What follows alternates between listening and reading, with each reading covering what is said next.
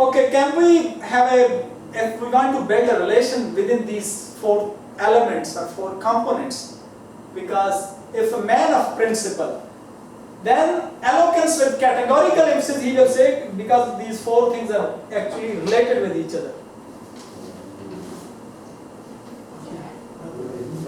Carry on. So now we will do some of the meaning of this, that the words in Arabic used actually in the surah, asr, wal asr. Now we are actually going to one word by word just understand the meaning. The Quran says wal asr. Actually, it's not only time that mostly people do its translation only just time. No, actually, it's not only a time; it's a period of time which passes very quickly or very swiftly. One of the Islamic scholars have given an example to better understand about this time of wal asr. They say if someone is selling the ice in a very hot weather, maybe summer season, if he maybe buy one block or two blocks of ice and then he is selling, and at the end of the day, he sees if he will not sell this, even he will not to get the profit, then actually he will lose even his principal capital. So at that time, the ice is melting from his hands. So this is the time actually is going very quickly, very swiftly, very rapidly. This is actually is the time.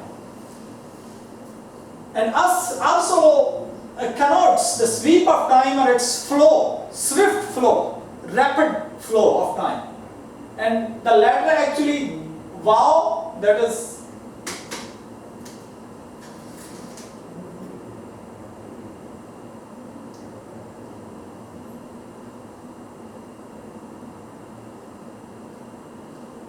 this wow is a preposition in Arabic and is used as an oath and testimonial. As I told you, it's a pledge, it's a commitment, it's an oath, wal asr.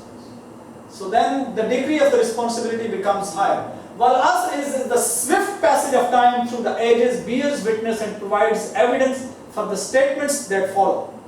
Because in the history, what the nations have been passed in the history, and what their, if they do good deeds, what was their result? If they do some bad actions, what will be their result?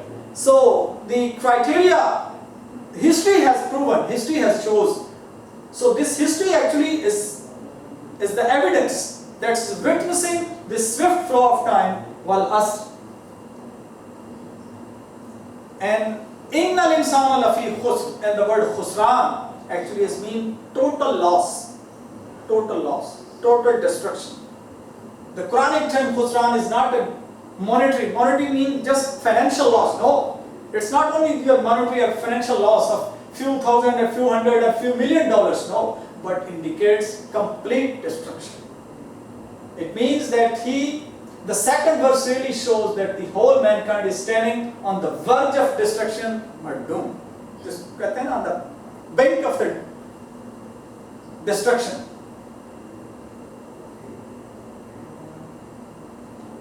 There are the two levels or stages. First one is, we need in this life have to hard struggle for our survival, for our existence, and undertake rigorous labor from morning till evening. Everybody is busy, 9 to 6,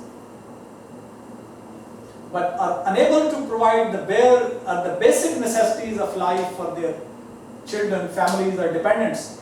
Even prospered people have to work hard to maintain their status. Sometimes people who have, established a good company, but then he has to work more hard just to maintain their status, their life standards. If they will not, then it will fall down. So they have to maintain, then they have to put more efforts. Human being is like actually a beast of burden, a creature of feelings and emotions and sentiments. Sometimes those people who might have the money, but they have the mental problems. They are not mentally satisfied. They might have the money in their hands, but if you ask them, mentally they have more problems than the people who don't have enough money. And they have their affection or love for their children.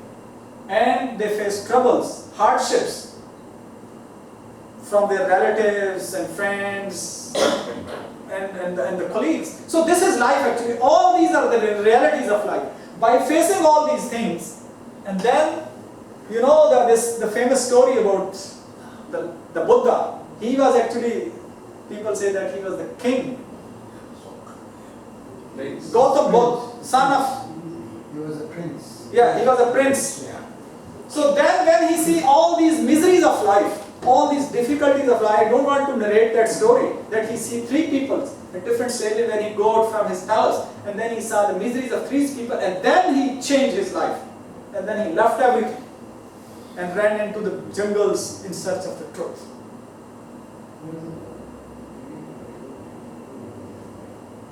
Quran also explains this, the tragedy of this, human beings, this basic phenomenon. Verily, we have created man in toil and struggle. Innal insana lafi. Second stage, the dooms of the worst type that is manifest in the life hereafter. That is the life hereafter. Not this life, but life hereafter.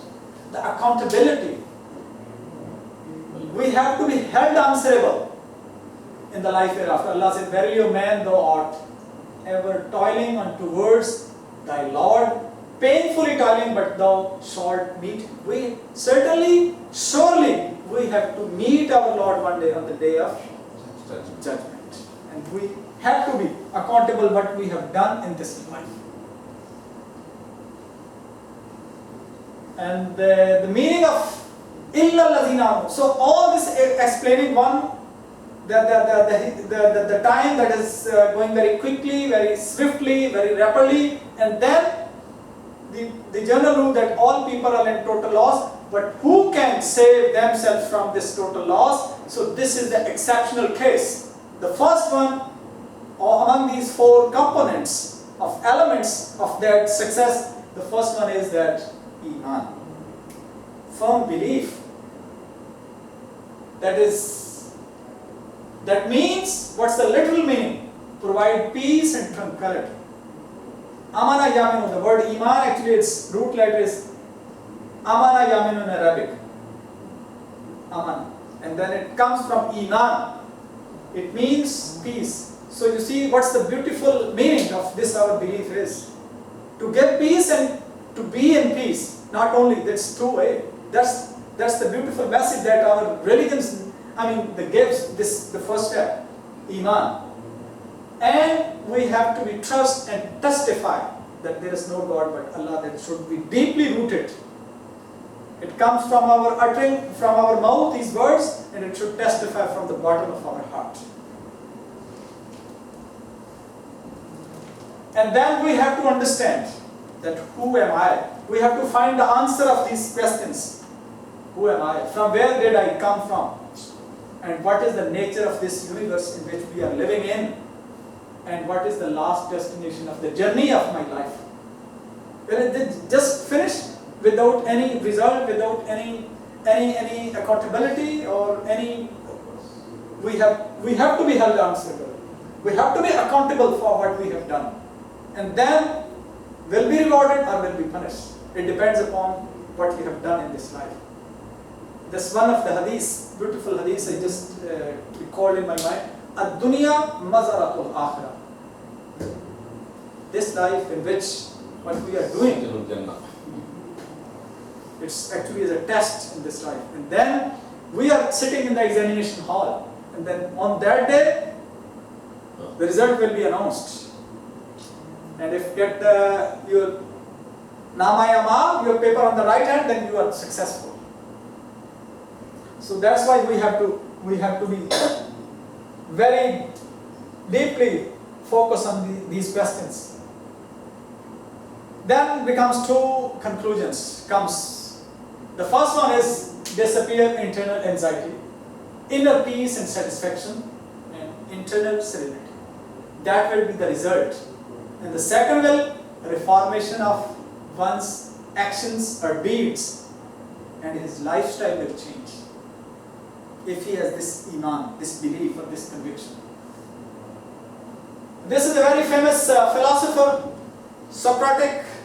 He says knowledge is virtue and ignorance is vice. Some people say like this. So no worries, then no problem if no nothing. No. You know, but then you have to act upon what you have learned. You see the example of two people just came. One person perception is that this universe has come into existence accidentally. Accidentally come, this universe, Big Bang theory. Just come into existence just accidentally, and that this entire system and its organization is just running automatically. Perpetual motion machine, automatic system. Nobody has created this universe, no one created this universe, and it's just running without any creator. And the second perception, we acknowledge that there is an Almighty, all-knowing, Al-Alim, all-wise, Al-Hakim, all-powerful, Al-Aziz, supreme being, Al-Kavi, who has ordained and created this cosmos, these galaxies, the whole universe, and who has ordained this universe and everything in it, and it is running according to His decrees, according to His orders, according to His commandments, not just accidentally or automatically. So there are two perceptions come in mind. According to first perception, if the first person, the man thinks, then what would be the result? Then this would be the result. Then he will think, no life after this life. Mean no life after then death. Khalas, finish everything. No accountability, no responsibility, no regard or no punishment. This is one thinking, one perception. And the second person, that perception, that his lifestyle will change, his thinking will change, that will depict or reflect even in his action, even in his daily life, what he will think. He thinks that real and everlasting life actually will begin after death. So this is an entirely different perception. Every person will be answerable, not only for his every action, but for every word or every thought even he is responsible. Fi kitab maknoon, because everything is being recorded. Everything is being recorded. So then have the difference of attitudes of these two people's perception. The former one would be to enjoy every minute of this life, as there is no life after it. Just enjoyment. He will think like that. And in this gratification, because it has a temptation, it has gratification, it has temptation of instinct of enjoyment, just absolute enjoyment. He might not distinguish, he might not differ between right and wrong, lawful and unlawful, hook or by crook, fair or unfair. Just need money, just need power, just need the position, fame, popularity, by using any means. That will be his goal, because he thinks that there is no accountability after death. But the second person, the second man, would take every step in his life with caution, and he would be conscious of his responsibility at all times. A man's faith necessitates tremendous transformation in his life. So that's why the iman, this belief, is very important. Because if you don't have the belief, his perception will be entirely changed. If somebody thinks there is no life after this life, after death, then why he should do all these things? Because he said, once die, finish. So no more responsibility, no more had to be held answerable, nothing. So why he should do? But if he have the strong belief, then he will know, but the real life actually will start after death.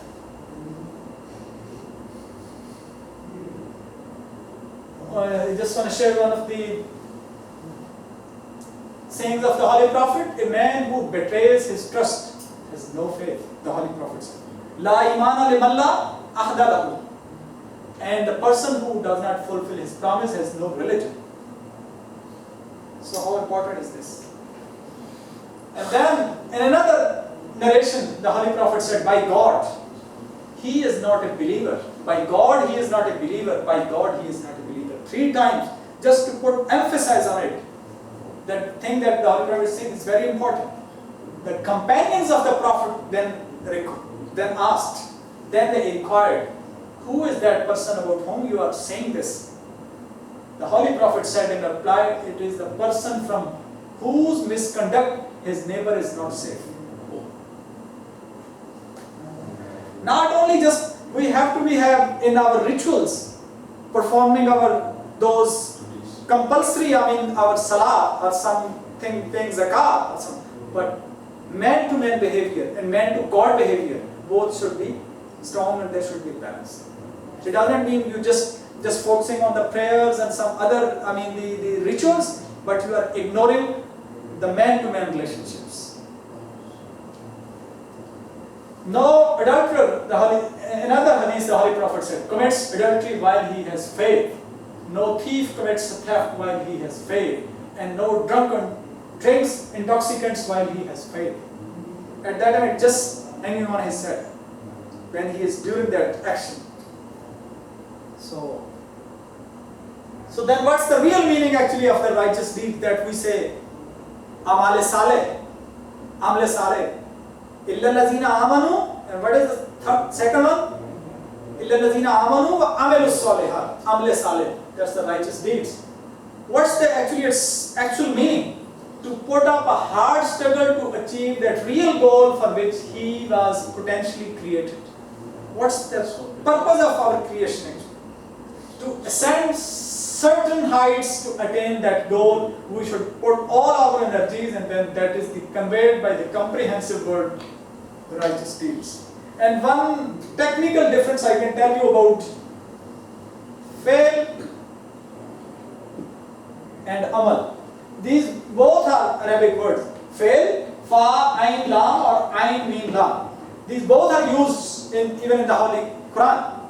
Fail, action, and then amal. Actually, this fail can be anything but without any intention behind. But this amal should have a conviction, should have a belief. Then you do, that is called amal. And any other, absolute just action only, without anything thinking or without any belief on the base, that is fail, any fail. But this amal is used in Arabic when have some intention behind, some belief behind, some conviction behind. Then that's the difference. That's why the Quran did not use word fail salihat. No, amle salih. Illa lazina amanu wa amilus salihat.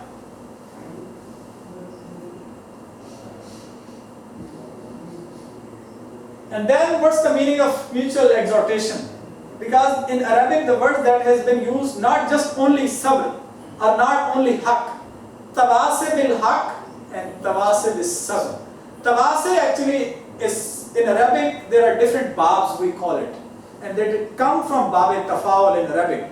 That means not only one side, it's a two-way, mutual. That's the meaning of tawasi bil haq. Tawasi bil sabr. That means not only just you convey the message to someone, he convey the message to you, you convey the message to, and it goes on. And in this way, in this process, if you feel difficulties, not only you feel, someone also is facing the hardships or the difficulties or the miseries of life. So it's a two-way traffic, two-way process. That's the importance. That's the emphasis. Mutual cooperation.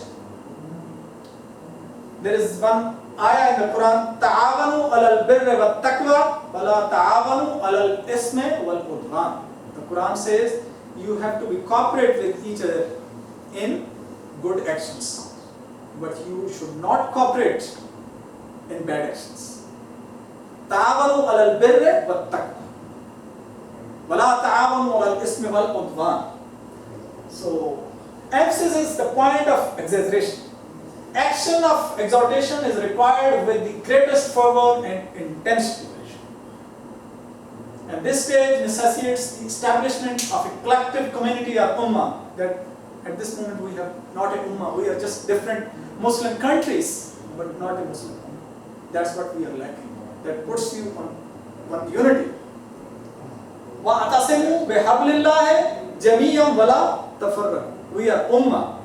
So then it needs our collective system. ummah based on the principle of mutual preaching of truth and patience. The meaning of haqq, the truth. Actual words, one thing is actual and which is not actual, imaginary or based on presumption.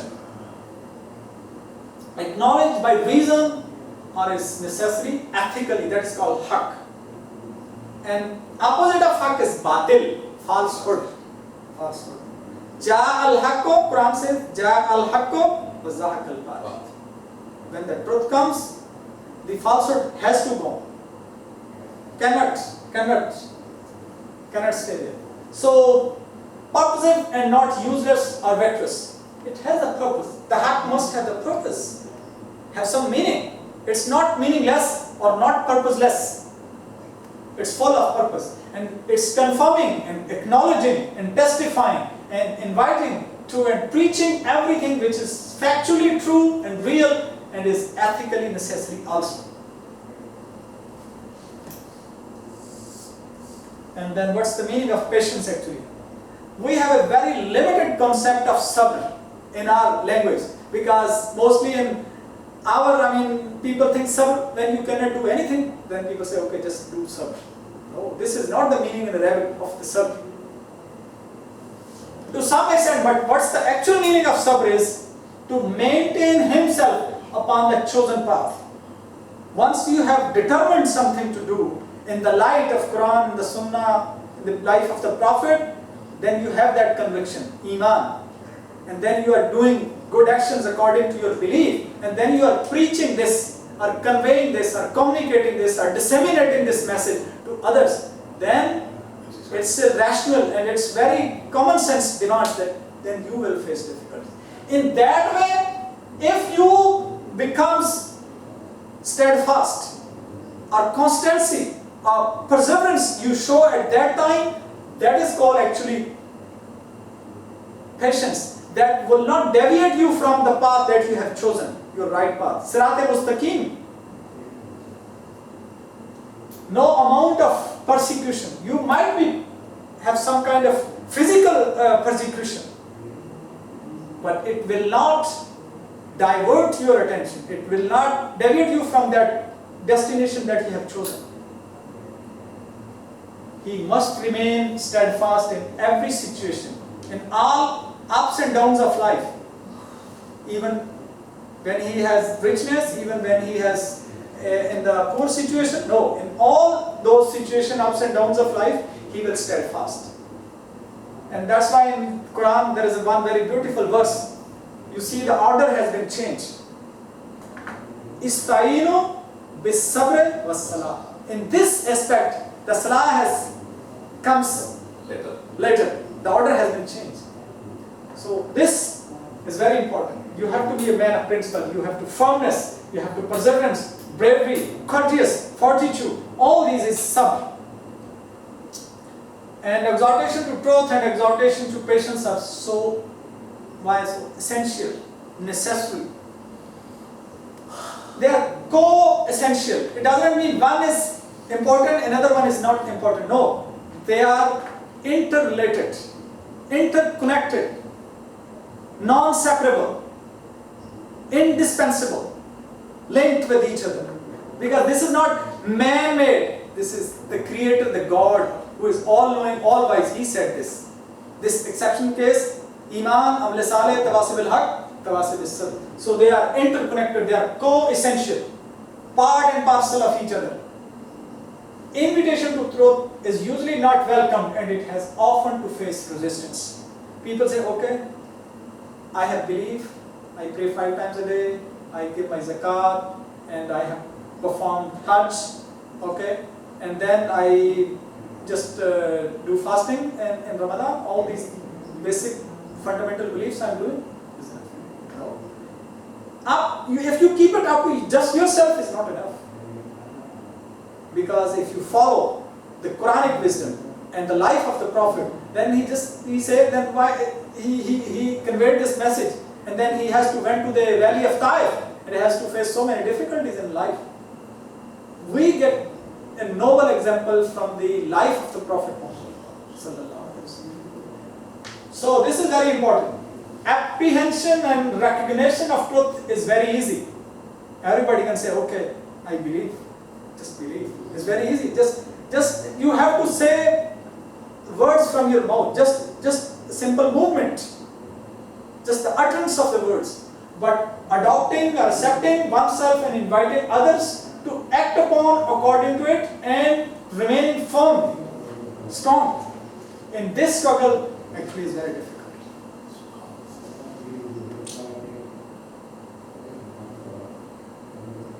I just want to share, actually I also have some taste for the Persian language. There is one beautiful share, one stanza I just want to share, if you allow me. Can I? No. He said, Chumi goyam ke musalmanam bil larzam ke danam mushkalate la ilaha. Kehta, when I say I am a Muslim, my whole body shakes, trembles, because I know after uttering these words, what are the difficulties I have to face. Say words very easy, but I know, he said, after this, why? That's the reason the people of Mecca, the Quraysh, those mushrikeen, Arabic was their native language. To say La ilaha illallah, very easy for them. They know, they don't need to go to the madrasa to learn this language or Arabic, no. But they know by saying this, what's the meaning, actual meaning of this. Then they have to leave all these idols, worship, and then just the oneness of God. The whole lifestyle, the whole concept of their life criteria will change.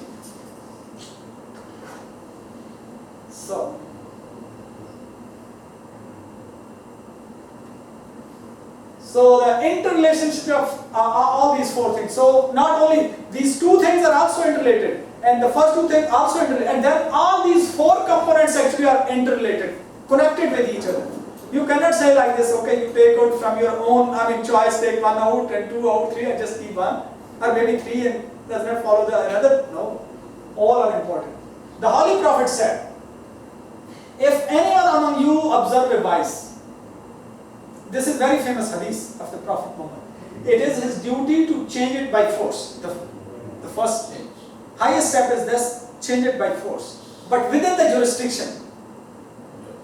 If it is out of jurisdiction, you are not liable to change. Sometimes people actually do this, change the order. Within your jurisdiction. Something that the state has to do, something that you individually can do. Nobody will stop you if the father is maintaining the environment of the house, his house, he is fully responsible. All is under his jurisdiction. But if he go to the street and change to another member family house change, that is not his jurisdiction. If anyone among you observes a vice, it is his duty to change it by force. If he not able to do so, he should protest against it verbally, at least verbally. If he does not possess even this much of courage, if he even think this second level, even he doesn't possess this level, then he should detest it by his heart and soul. Which means that his heart should regard it as a bad, as a vice. And that he should regret that he could not stop it. And this is the weakest degree of faith. Weakest level of his iman. Adaful iman in Arabic, the lowest level. And another hadith, the Holy Prophet said, no one among you can be regarded a believer until he loves for his brother what he loved for himself. If you just love for something like you have something you buy for home and then you buy the same for other, this is also good. Because the Quran says, لَن تَنَالُوا الْبِرَّ حَتَّى تُنْفِقُوا مِمَّا تُحِبُّونَ. You cannot attain, you cannot achieve the real virtue unless you give in the way of Allah that you love for yourself the most. Some people, when they give something in the way of Allah, the best one they keep for themselves, and the rest, okay, they give in the way of Allah. But the Quran demands the best that you like for yourself, that give in the way of Allah. Then you can achieve the real virtue. لَن تَنَالُوا الْبِرَّ حَتَّى تُنْفِقُوا مِمَّا تُحِبُّونَ. And if you allow me, I just share one story of the Imam Abu Hanifa's time. There was one man, he was going to die, and his children at that time was very young. And then he know that he has a treasure, wealth, a gold, lot of everything. But he said, my children are not capable at this stage to take care of all these things. So then he asked one of his friends or one of his family members that he has trust. He said, okay, after I die, you give to my children what you have to give. He said in this way, whatever you like, you can take from this and then give to my children. Okay, after the death of this old person, when he dies, and he, according to his advice, he said, when they grown up, then you give. Okay. When the children grown enough, okay, then that man, according to that advice, that wasiya, he came up, he put all his, collected, gold, richness, everything, wealth, that what he has, how much currency, or everything at that time. And then he chose the best, the bag, that he put everything in a big bag, or a box, something like that. He take everything from it, and the empty bag gave to the children. People were at that time, they said it's very unfair, it's very unjust, it's a cruel action. But nobody can protest, nobody can say anything, because according to the advice, he said, you take the best what you can, and then to give to my children, that after what you have, you taken the best, the good, and then give. But then this, no scholar at that time have this, how to handle this situation. But all are saying this is unjust. And then the matter brought into the notice of the Imam Abu Hanifa. Then he said, recall that meeting again and ask that man to come and bring all that, wealth and what the things that his deceased father has given to him. And then let's see. When he put, he said, now read the advice again. And then he said, the best, whatever you like, you take, and then give to the children. And when he took the best, then the Imam stopped, okay, now you read again. He said, the best you take by yourself, that give to my children. And then he take all the gold and all the wealth from inside, and then he puts. He said, okay, now read the advice again. He said, that you like by yourself, that give to the children. And then he said, it has a relation. Now he understands the meaning what the deceased father has said. It does not mean that you keep it by yourself. He said, what you like for yourself, that give to my children. So mean now this like, you for yourself, now this give to the children of the deceased, and you keep the empty bag. This was the message inside it. So you see the hikmah, the faqih, Imamul Aimma, we call it. Imamul Aimma, the Imam of the Imams. Imamul Aimma, Hazrat Imam Abu Hanifa. This was his wisdom. This one also in Hadith also came that Rasul Sallallahu Alaihi Wasallam in the Madinatul Nabawiyah, that time somebody is bringing the fruit of the date fruits. Rasul Sallallahu Alaihi Wasallam came to see some fruits are not good. Then he said, what it is have. The same thing you will receive in the Jannah. He said like this. The same, this hadith, what he told is connecting with the same other thing. Yeah, okay, inshallah.